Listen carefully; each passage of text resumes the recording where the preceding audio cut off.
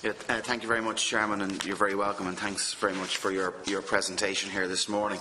It kind of brings in reality the situation that's happening. It really, it's not quite a forgotten conflict, but a frozen conflict in one regard, and I think the figures that you've given in relation to the ongoing violations of the ceasefires and that on a regular basis, and the ongoing deaths in the area are something of great concern to us here in this committee. We fully support in the committee the territorial integrity of the Ukraine, and have in the past, as the Chairman knows as well, and continue to criticise and condemn any country's incursions on another country's sovereign territory, which has certainly happened in the Donbass region and indeed in the Crimea. I suppose what I want to turn to is what the European Union has taken a very strong line on this. I do want to ask you just a couple of questions, if that's okay. Your view on the potential of restarting the Minsk peace process. Like, there was quite a lot of detail put into the agreement there.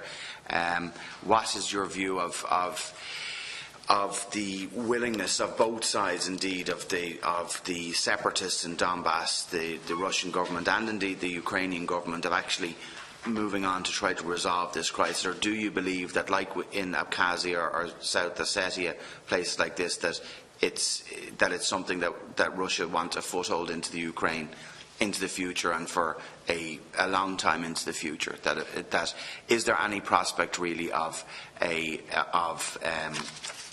solution here? I do want to ask you as well, one charge that has been laid against the Ukrainian government, I think it's important that it be asked as well, about the rights of ethnic Russians in the Ukraine itself, the education through the Russian language, religious freedoms and that. I would like you to use this opportunity to address that as well, that there are reforms obviously happening in the Ukraine itself. I think that's also very important for us. We would fully respect everyone's right to their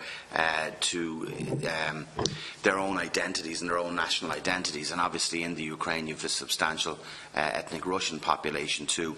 You have mentioned the Crimean Tatars as well, and we've been familiar with the situation. That's something that has recurred in history over the decades and over the centuries.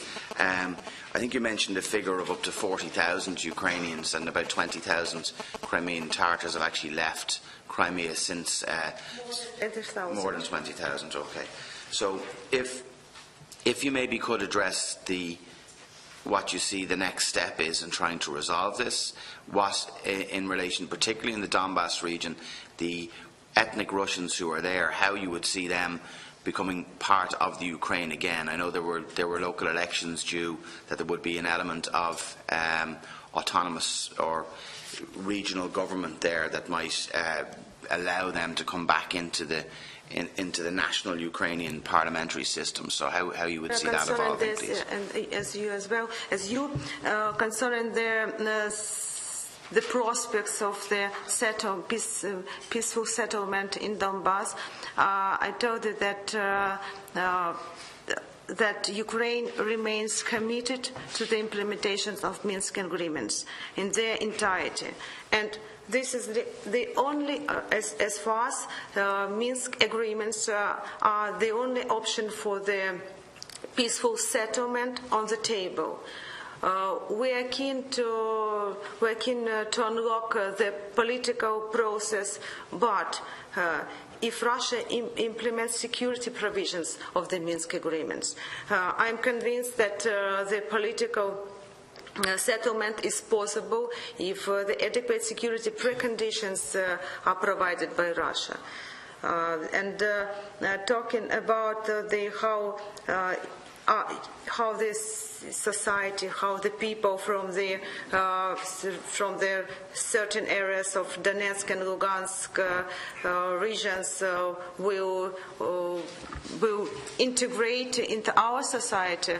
So we have no any problem with Russian-speaking people. My mother is Russian, and she speaks fluently Russian, and there is no any problem. She doesn't feel any restrictions being in Ukraine, and this is our people in Donetsk and Lugansk region. There is the only simple solution. Please please Russia, take your weapons, take your militants, take your regular and irregular forces, take away from our territory. We were living before very peacefully, and we have never had such problems with our people inside our country, with Tatars, with Russians, with Ukrainians, and so on, so on. That is the answer of how can we live together in peace. We were living together in peace. And talking about how to help to the Minsk process, I think that at this time I am a diplomat, and I am at the side to resolve of problems diplomatically, in diplomat way. And I think that the most important thing for today is our sanctions. So only this, that Russian people, they are tired also of all that we have now between our relations. They want to live also, simple Russian people, they want to live also in a prosperity state, and they want to have free movement around the world, and I think they are interested in this peace. So we need, I think the most important for today is our sanctions. And how can we save the monitors?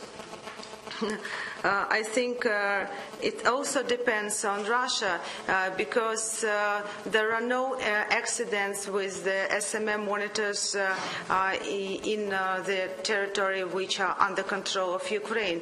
All these incidents, and particular that one that happened 2 days ago, they all happened in uncontrolled territory. We have no influence in this territory, and but Russia has its influence there. And Russia can influence on its proxies. That's all that I want. Excuse me, probably do something. And so we, in concerning the Irish experience, it was very useful 1 year ago. Your ex-Taoiseach, Bertie Ahern, he visited Ukraine, and he shared his own experience how to resolve conflicts. It was really very useful for us, and we appreciate your current support right now, your support in the European institutions as well as on bilateral level. So I think that we need our common solidarity. Only together we can overcome this problem that we have now.